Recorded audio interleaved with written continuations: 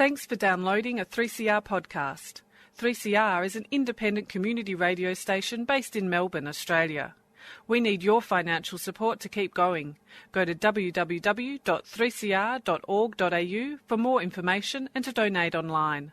Now stay tuned for your 3CR podcast.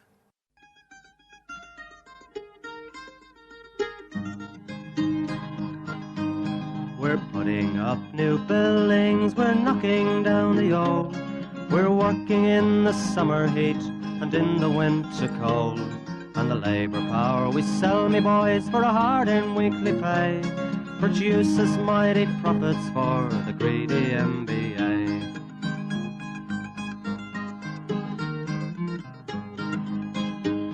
And whether we were born here or born in Italy, in Greece, in Spain or Ireland, in England or Fiji, we all of us are workers, united we must stand, until the wealthy bludgers have been driven from our land.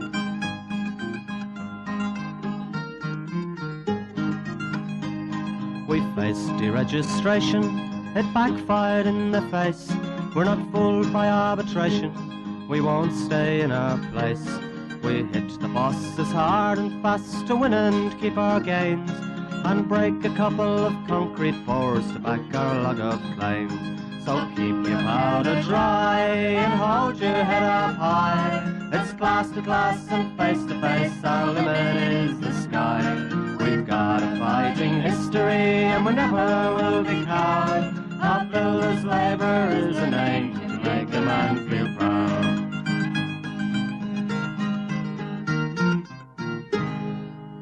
Well, we're in trouble because there's a stranger in the house. Good morning, String Bean. Good morning, Annie. Annie is so overcome by his presence that forgot to push the button. Buzza, you're back. I'm back. I'm back after a 6-week spell in the UK, Scotland and Ireland, and 24/7 with my wife, bonding exercise, going up staircases, getting lost, reading maps, driving down one-way streets. The wrong way. With an umbrella in the hand in Dublin there. A bit hard to drive, and you know I'm not a real good driver. You were driving with an umbrella in your hand. Is that what you're telling me? Well, I'm mapping it. Anyway, look, it was a test of the relationship at times, right? Getting up and down the stairs with 2 suitcases and King's Cross and 10,000 stairs and the whole lot of it. And I might say that I understand perfectly why your wife would be a little bit concerned, because you have parked near the studios this morning with the vehicle parked halfway across Smith Street. Yeah, it could have been a bit closer to the gutter, I reckon. It's blocked both ways, mate. And to make matters worse, they gave me a manual car, driving around a manual car in Ireland and a little bit of England, and that made it even more difficult. But overall, I survived the trip. And we had a great time. And just a bit of, from a socialistic union point of view, I did go to a couple of really good places. The People's Palace in Glasgow, absolutely fantastic. The post office in Dublin and the Kilmainham Jail in Dublin as well. The Limerick Castle. I went to quite a few castles.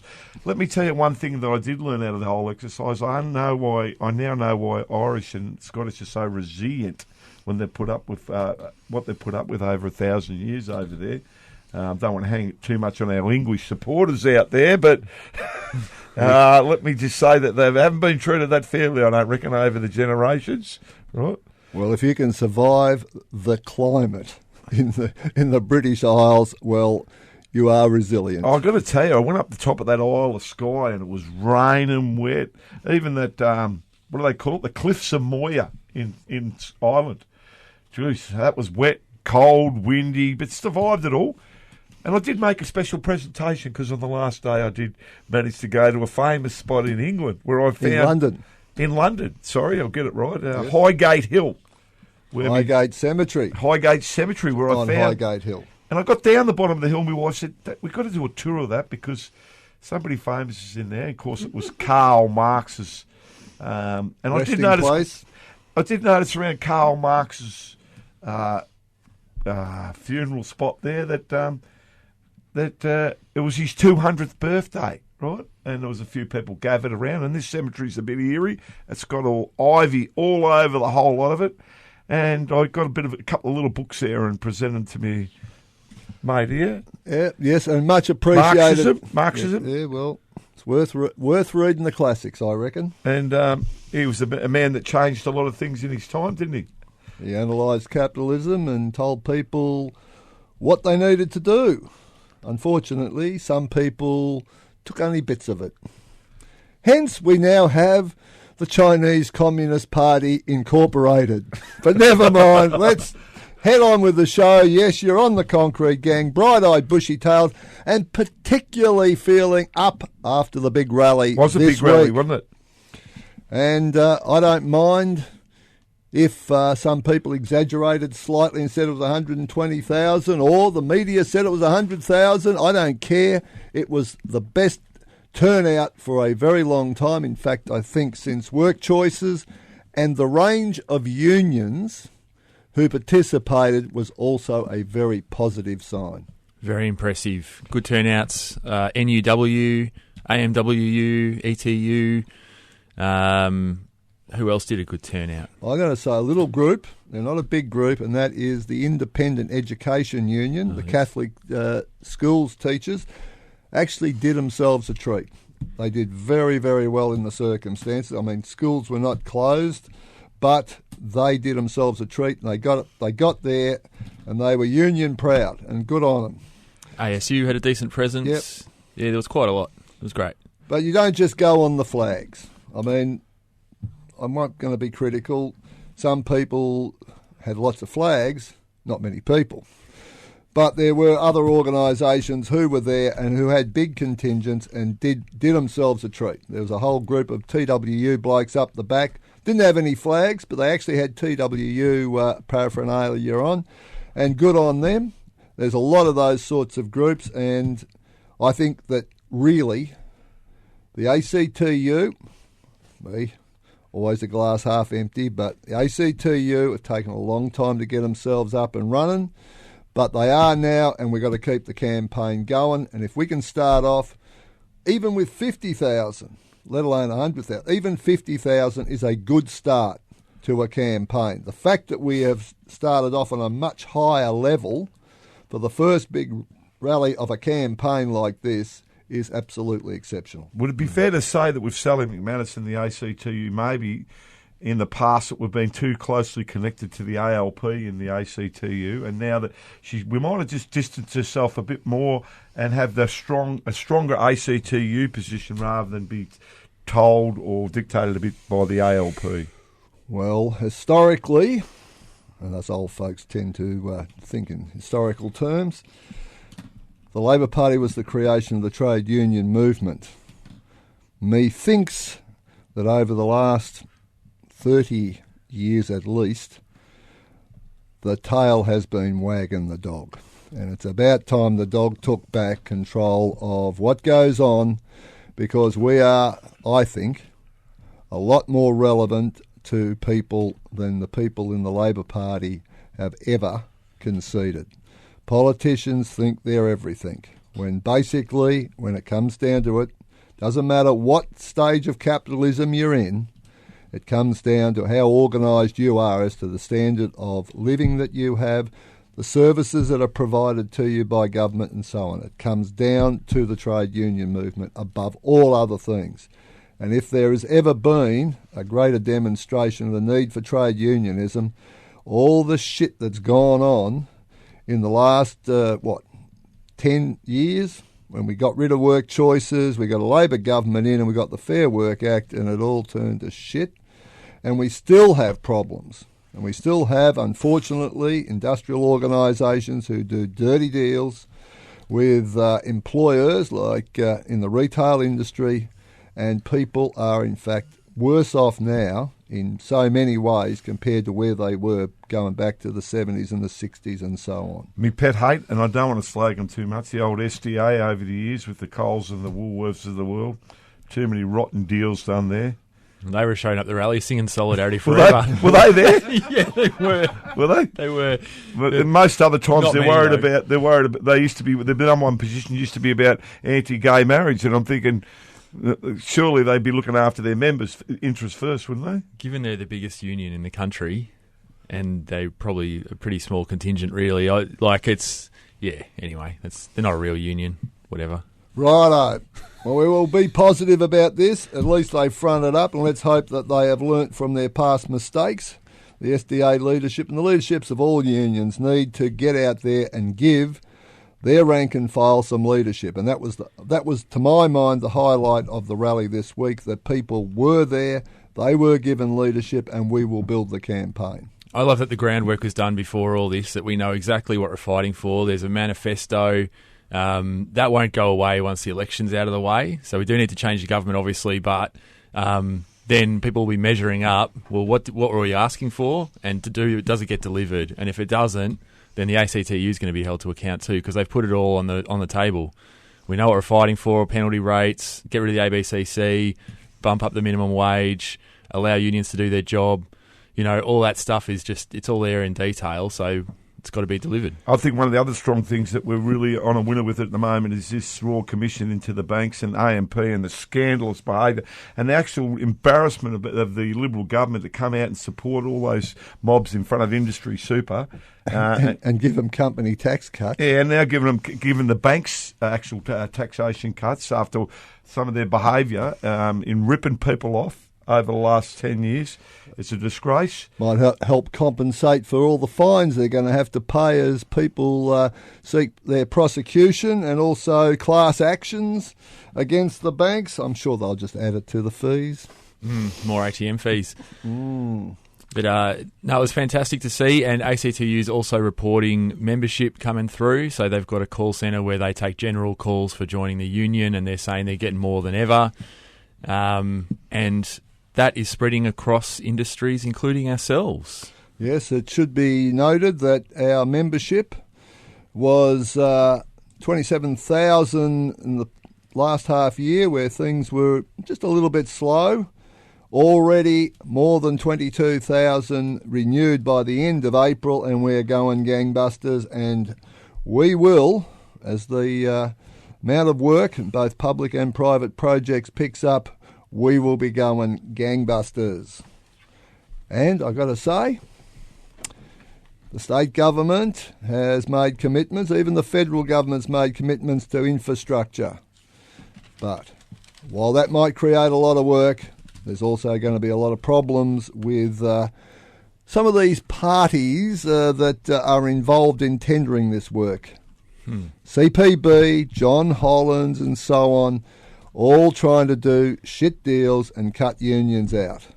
And to the boys who were on the Metro Tunnel early works, pulled up last Friday and came out, because they weren't allowed to have a meeting on the job, to discuss the money that was owed to them from the site allowance increases that were won through the disputes procedure. When the company wouldn't let the meeting take place on the site, the meeting took place out on the street in the middle of the tram tracks. And guess what, folks? That's a job which is just public transport orientated. There's a free tram from Swanston Street all the way down St Kilda Road and back. And if there's a dispute, well, I guess it's going to be a public transport picket line. Righto, we might cut to a track, and we have... Well, it sounds like trouble on the civil jobs if they don't do the right thing. This is Trouble by La Bastard.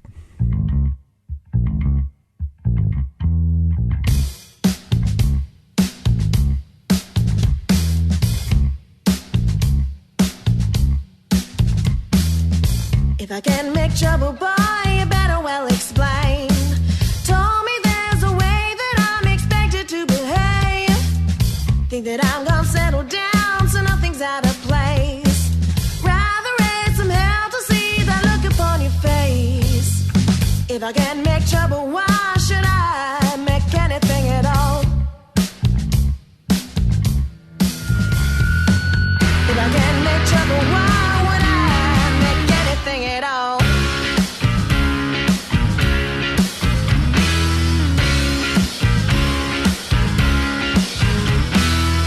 If I can't make trouble, why should I listen to you? Since I was a child, they tried to tell me what to do. Don't you tell me twice, that ain't in my place. Who the hell are you?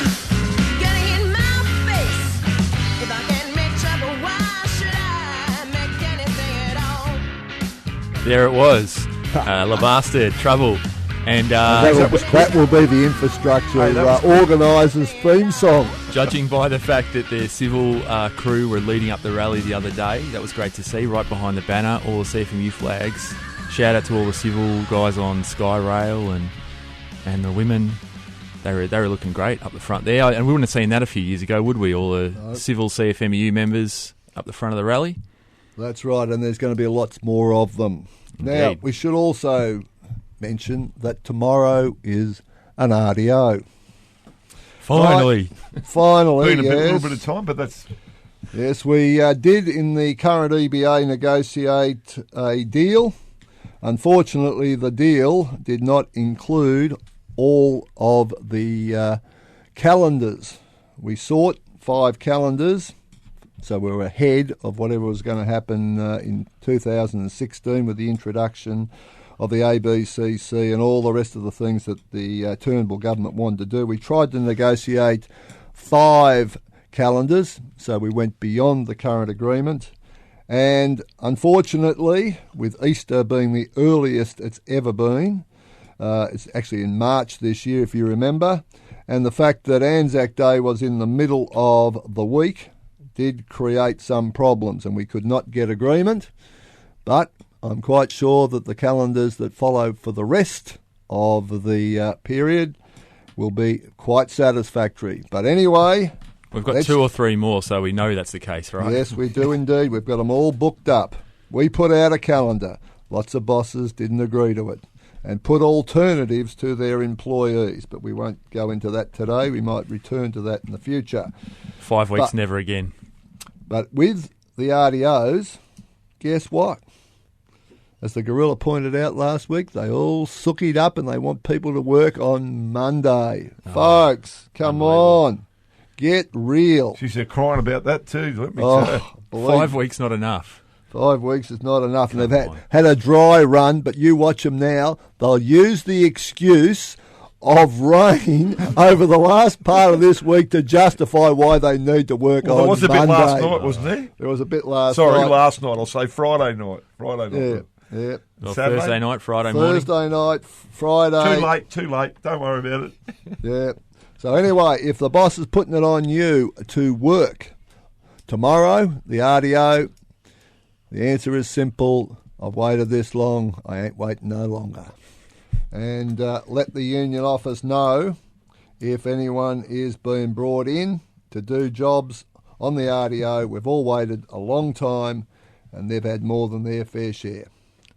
With the rain, I've got to say, it was a bloody lot of rain, particularly for our brothers sisters in Hobart.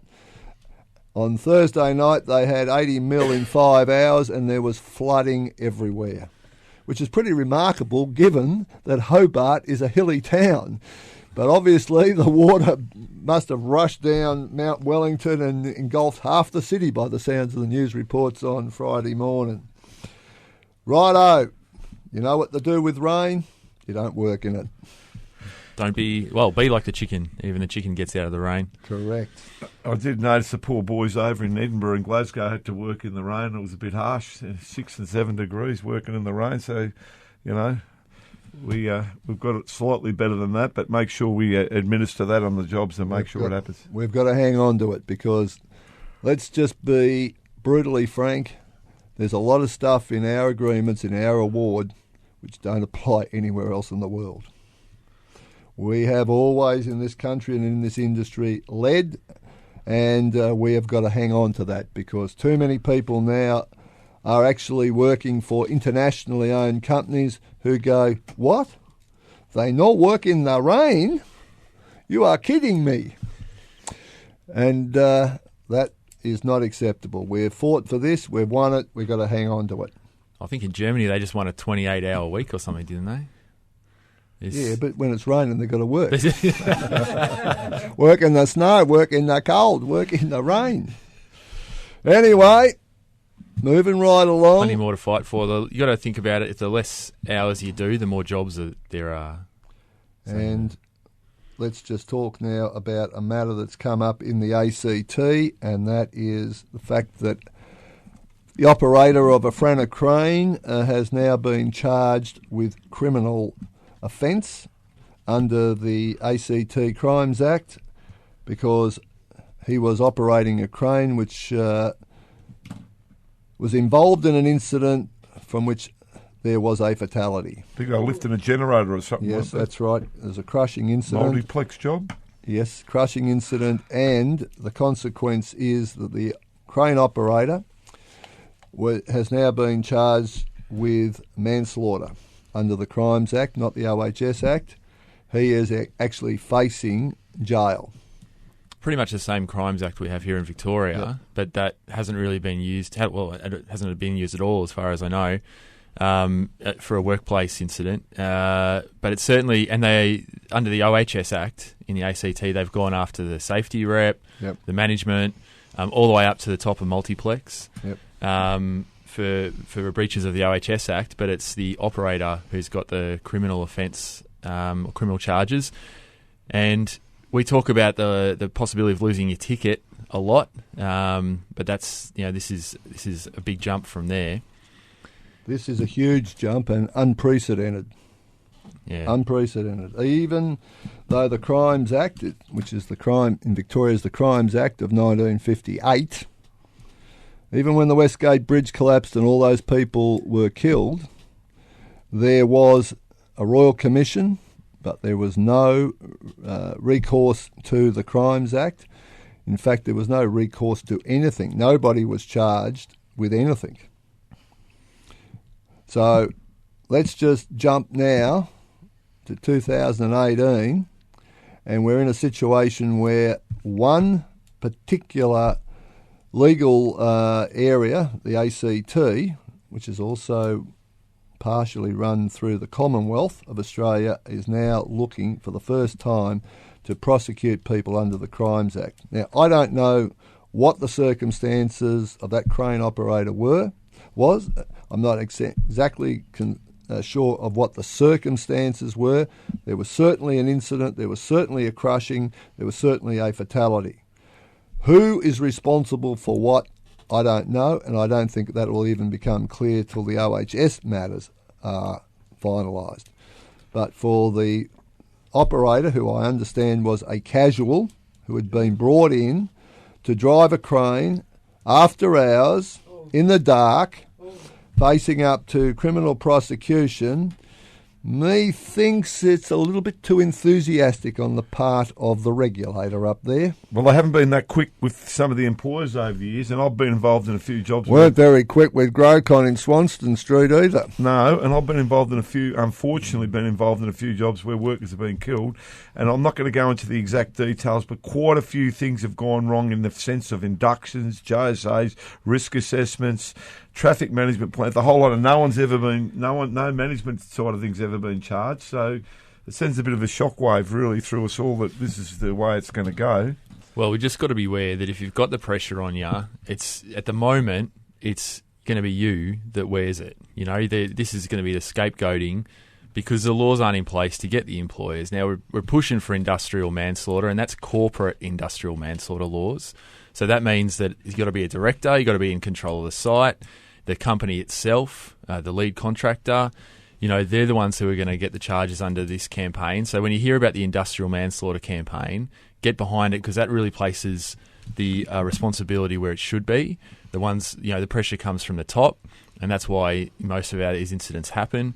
But at the moment, people have got to think twice. It's your ticket. It's potentially worse than that in this case. You got to say no, or talk to your rep. Make sure you talk to your rep. That's what they're there for. The situation will be played out over the rest of the year in the ACT, and out of that will come all sorts of consequences. I doubt there will, just the sound of it so far, there'll be much justice in any of this, but never mind. We need to look ahead and support the action. As Stringbean said, we've got to support the action of the union. We've got to put the pressure on the government and make sure that those who are in control of the site are the people who take the responsibility for what goes on the site. And just quickly on the ACT, we'd like to thank Dean Hall. He's moved on in his position up there, and wish all the best to Jason O'Mara, who's taken over the role up there. And they've done a great job up there in bringing that branch up to a really good standard compared to where it was when they first started. And well done. Okay, let's go to Scallywags. Buzza. We've got plenty? We got one of your favourites. Who? Luca Tippers. Oof, he's gone back the other way. We have gone to the bottom of the barrel. It's rusted out and we're digging down. Low altitude flying. I did see a Bill Corp job the other day that wasn't real flash. Can we throw them in too as well? Yes, we'll throw Build Corp in. We'll throw Hutchies in because Hutchies, at least on some of their jobs, could not help themselves. They went a step further than what they had to, I think, on this freedom of association thing, didn't they? Oh. Put their company letterhead, change the wording. Oh, please, come on. Yes, Hutchies. Okay, you got cited by the ABCC. Doesn't mean, and remember what happened to Uncle Nigel, you actually have to comply with the law if you're an employer, not make new ones. Okay? Over-enthusiastic. Over-enthusiastic. Let's talk about another over-enthusiast, our good friend Adam Maltman. Hey, sir. Oh, Adam. I think his barbecue might have got rained out because he thought he'd just take his backyard gazebo and put it up in a way of creating a sheltered walkway. Well, what's wrong with that? Just a Bunnings $50 gazebo, that'll do the job. Not really. And what are you going to do when it rains? You have your barbecue. You've lost your backyard gazebo. Well, Adam, we're not going to buy you a replacement. You go and pick it up yourself, son. Righto, we've got Arc Painting. ABNs any all chance over of the getting anyone job. on wages there? Yeah, it might help, mightn't it? Speaking of an over-enthusiastic ABCC, where are they for that? The sham contracting all over the shop. Oh, yes, and they seem to be able to turn up on a job adjacent to the one which is the health and safety problem. Oh, that's right. The ABCC is supposed to be concerned about safety, yeah, right. But when Element 5 have panels swinging like helicopters and no fall protection in place, all sorts of issues going on, do you think WorkSafe will show up? Not at all. But when they get caught on camera, when the safety manager gets caught on camera under the concrete boom, pushing people around, the ABCC shows up to the job next door to try and take on the photographers who filmed it. But the WorkSafe don't bother showing up at all. ABCC were there in 2 hours. Our umpire mate's not doing too well there, or what? No, he's getting a bit over-enthusiastic. Come on, anyway, umpire. We're also going to name City Circle and SLH. Yeah. Didn't mind proceeding with works while the rally was on. Good on yous. And throw Monarco Hickey into that too, can you? Yeah, Monarco Hickey. Righto. We've got one scallywag. It's a collective. It's not scallywag. Suki Lala. A Suki Lala is all the bosses in the industry who have whinged no end about the rally, the fact that they can't work the RDO, and they blame God for rain. Every one of you. So every boss is going to get the Suki Lala award this week. But who are we going with? With Scallywag of? Oh, Lucas Tippers. Yeah. Yes. Lucas Tippers. Absolute shockers. The bottom of the pit. The bottom of the pit. So we're going to send a cheerio to the gorilla who has obviously had enough of your travel stories, Buzzer, and decided he wouldn't front this morning. But no mind, we're going down. Dare to struggle, dare to win. If you don't fight, you lose. Good morning from the Concrete Gang, and we're going to go out with a little tune, which I'm just trying to remember the name of the bloke, and the phone's ringing up to tell me who it is. The name. It's How Come?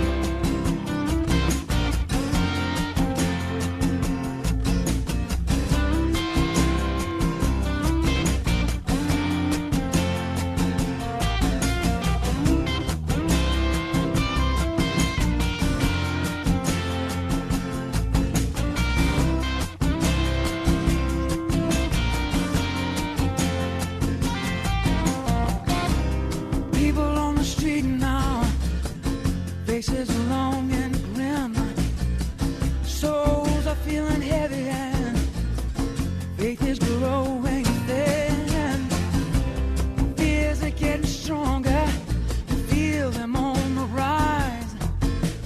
Hopelessness got some by the throat. You can see it in their eyes.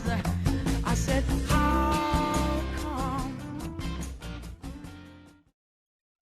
You've been listening to a 3CR podcast produced in the studios of independent community radio station 3CR in Melbourne, Australia. For more information, go to allthews.3cr.org.au.